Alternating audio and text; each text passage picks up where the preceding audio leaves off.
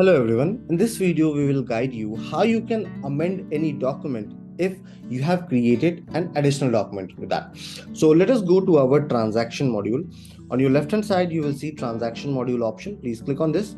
Now, this is one of my transaction which I have created for a purchase of resin pack. So I will open this particular transaction timeline by clicking on transaction name. So suppose in this particular transaction, I want to amend the PO. You will open this PO. Now you need to go in other action. Here amend option is not coming. Why? As because you can see that if I click on view transaction, here is inward and GRN already created. Now in order to amend the PO, you need to cancel the GRN and inward document. Let me show you, and then after accordingly the amendment option will appear on the PO.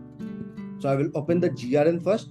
I will go to other action and I will click on cancel. Do remember that once you will cancel the document like inward or GRN, it will reflect in your inventory as well. Whatever the stock have been added, that will get reverted. So that update will not get displayed in inventory. Next, you need to go in inward, go to other action and click on cancel.